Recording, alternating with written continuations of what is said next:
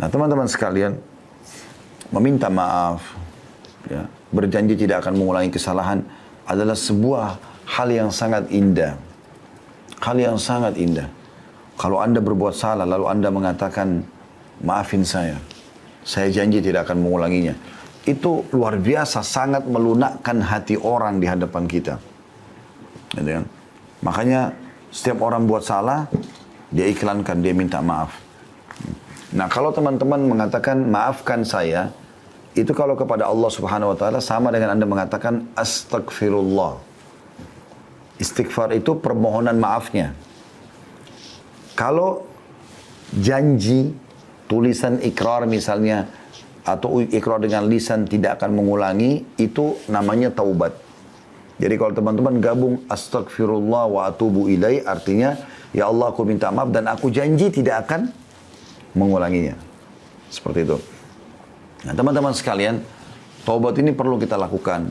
Karena Nabi SAW sendiri sebagai pimpinan kita dan utusan Allah mengatakan, aku beristighfar dan bertobat kepada Allah sehari, setiap harinya 70 sampai 100 kali. Seperti itu. Apalagi kita gitu ya. Padahal Nabi SAW sudah diampuni dosa-dosanya, tapi masih seperti itu. Nah, taubat ini teman-teman indah sekali. Karena dengan taubat, maka semua kesalahan Anda dimaafkan. Plus lagi, fasilitas yang terhalang karena kesalahan Anda akan diberikan. Contoh misal Anda di kantor, Anda kerja. Lalu Anda buat satu kesalahan, misalnya telat datang, atau Anda tidak menyelesaikan pekerjaan atau apa saja. Lalu cara yang terbaik adalah Anda minta maaf dan Anda coba perbaikin. Anda ajukan permohonan maaf, Anda janji tidak akan mengulanginya, lalu Anda janji juga memberikan tanggalnya atau waktunya ya, date time-nya itu akan diselesaikan.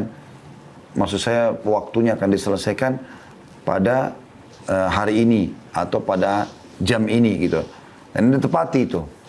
Maka saya yakin nanti perusahaan akan memaafkan kesalahan Anda dan akan mencairkan semua fasilitas atau memberikan fasilitas yang sudah dijanjikan.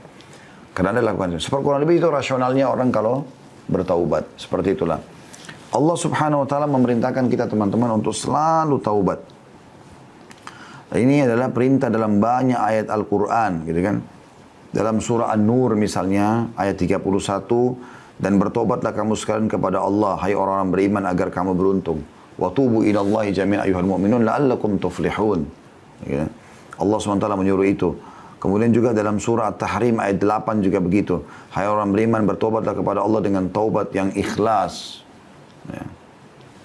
Alladzina amanu tubu ilallahi taubatan nasuha. Jadi kan? Dan cukup banyak ayat-ayat Al-Quran yang membahas masalah itu. Begitu juga perkataan Nabi Nuh alaihissalam kepada kaumnya. Wa qul istaghfiru rabbakum innahu kana ghaffara. Dan Nuh pun berkata kepada kaumnya, mohon ampunlah kepada Tuhan kalian karena dia maha pengampun. Manfaatnya apa? Yursilis sama alaikum midrara. Maka dia akan turunkan dari langit air yang deras, maksudnya rezeki. Ya. Karena kalau hujan turun dari langit, maka secara otomatis akan hidup tumbuh-tumbuhan, hidup hewan-hewan, manusia pun bisa hidup dari situ. Semuanya bisa bergerak dengan adanya air. Wa yumditkum bi amwalin wa banin. Dan dia akan memberikan tambahan keturunan dan harta buat kalian.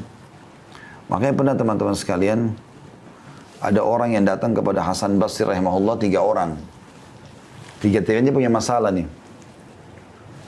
Yang satu datang mengatakan, wahai imam. Imam itu kalau kita kiai di Indonesia ya. Saya sudah lama sakit, tidak pernah sembuh. Sudah berobat sana sini. Tabib ini, tabib itu, tapi belum sembuh. Apa saran Anda? Kata Hasan Basri, istighfar dan bertobat kepada Allah. Tapi yang benar. Yang nasuha, yang tulus kepada Allah. Orang itu pulang. Masuk orang kedua. Jadi sini perbanyak istighfar ya, kata Hasan Basri. Bukan cuma istighfar dan tobat saja pulang. Enggak. Perbanyak. Lisanmu selalu astagfirullah wa atubu ilaih. Terus sampai engkau melihat jalan keluarnya. Datang orang kedua mengatakan, wahai imam, saya sudah lama menikah. Ini saya sama istri saya, kebetulan sama istri datang ke rumah Hasan Basri. Rahimahumullah semuanya. Lalu dia mengatakan, kami sudah 10 tahun menikah, belum punya anak. Apa saran Anda? Kami sudah coba ke tabib ini, tabib itu, tapi juga tidak bisa. Ya, kami dapatkan solusinya. Kata Hasan Basri, perbanyak, garis bawah kalimat perbanyak. Perbanyak istighfar dan taubat. Amalkan. Pulanglah orang itu, orang ketiga datang mengatakan, wahai imam, saya sudah lama bekerja, bertahun-tahun, tidak pernah kaya seperti fulan. Ditunjuklah orang kaya di negeri itu gitu. Orang itu di kota Basra ya, di Irak. Maka kata Hasan, dan saya sudah coba kerja ini, kerja itu, tetap aja begini keadaan saya sudah sekian tahun. Apa saran anda, kata Hasan Basri, perbanyak istighfar dan taubat. Waktu pulang tiga orang ini, berkata pada saat itu teman-teman sekalian, murid-murid Hasan Basri, ada dalam atharnya dikatakan istrinya bertanya, kenapa anda cuma menyuruh istighfar dan taubat padahal orang-orang ini mungkin butuh sesuatu yang lain gitu. Maka apa kata Hasan Basri, tidakkah engkau membaca firman Allah Subhanahu wa taala tadi dalam surah Nuh itu ya, Nuh berkata kepada kaumnya, wa qul istaghfiru rabbakum innahu kana ghaffara. Ya, Nuh berkata beristighfar dan bertobatlah pada Tuhan kalian karena dia maha menerima taubat hambanya. Yursilis sama alaikum midrara, maka dia akan turunkan rezeki yang banyak dari langit. Wa yumbitkum bi amwali wa banin, dan dia pasti akan menambahkan buat kalian harta yang banyak dan juga keturunan. Jadi luar biasa manfaatnya. Imam Nawawi berkata rahimahullah, para ulama telah sepakat bahwa taubat dari seluruh perbuatan maksiat adalah wajib hukumnya. Wajib dilakukan dengan segera dan tidak boleh ditunda, apakah itu dosa kecil atau dosa besar. Ya, cuma bedanya teman-teman sekalian, kalau dosa kecil itu bisa diampuni dengan sholat, dengan wudhu, ya. Kemudian dengan semua ibadah lah, sedekah, bakti sama orang tua, jenguk orang sakit, semua ini bisa memaafkan dosa-dosa kecil. Tapi kalau dosa besar harus taubat nasuha. Artinya betul-betul kembali kepada Allah dengan tulus dan ikhlas. Imam Nawawi mengatakan syaratnya 3. Meninggalkan dosa itu seketika. Lagi zina berhenti, lagi riba berhenti, lagi bohong berhenti. Kemudian yang kedua menyesali. Dan yang ketiga berjanji kepada Allah tidak akan mengulanginya. Subhanallah, ini tidak sulit ya. Karena meninggalkan dosa itu bisa kita kerjakan setiap saat. Menyesal ini, kata ulama, semua orang yang buat dosa, Allah akan datangkan penyesalan. Allah datangkan penyesalan. Jadi penyesalannya itu semua muncul. Kayak orang habis berzina, orang habis menipu. Hilang itu. Muncul itu rasa menyesal. Sudah ada. Kemudian yang ketiga, janji sama Allah tidak akan mengulanginya. Maka akan diterima taubatnya insya Allah. Seperti itu.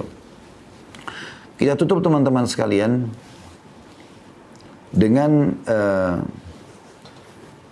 beberapa sabda Nabi SAW. Diantaranya, sesungguhnya Allah Subhanahu Wa Taala selalu membuka tangannya di waktu malam untuk menerima taubat orang yang melakukan kesalahan di siang hari.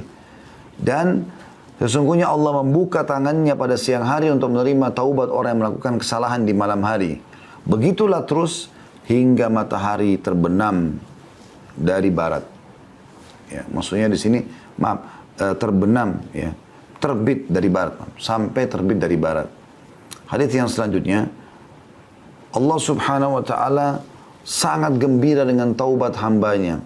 Jadi Allah ini subhanallah tidak mau kita masuk neraka, mau kita masuk surga. Makanya dia sangat gembira dengan taubat hambanya.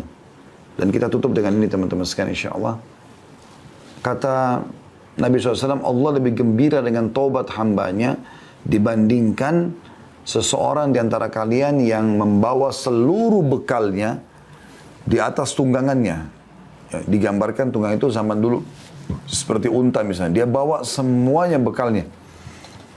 Kalau anda mungkin naik mobil di zaman sekarang, membawa seluruh harta yang anda punya, simpanan anda, bawa di mobil. Kemudian kata Nabi SAW, dia melewati padang pasir yang tak bertuan, nggak ada orang, nggak ada hewan, padang pasir tandus. Dia jalan, kemudian dia capek, dia istirahat di bawah sebuah pohon. Pohon itu pun bukan pohon yang rindang. Kemudian dia tertidur, waktu dia bangun, dia tidak menemukan untanya sama bekalnya, hilang. Lalu dia keliling-keliling mencari, tidak ketemu. Pada saat dia sudah putus asa, dia pun berkata pada dirinya sendiri, saya akan kembali ke pohon yang tadi saya tidur. Ya. Dan saya berharap pada saat saya bangun sudah mati. Maka Nabi SAW mengatakan dia pun kembali ke pohon itu, lalu dia tidur, ternyata pada saat dia bangun, dia temukan untanya sama bekalnya semua ada di depannya. Bagaimana gembiranya orang ini karena dia bisa melanjutkan kehidupan, Allah lebih gembira dengan taubat hambanya dibandingkan orang seperti ini. Resep ini teman-teman sekalian, curhat dengan Allah Subhanahu Wa Taala dan bertobat dari dosa-dosa, dipastikan keduanya insya Allah dan masuk dalam judul kita akan menjadi penyebab utama semua urusan Anda dimudahkan oleh Allah Subhanahu wa taala. Allahu a'lam.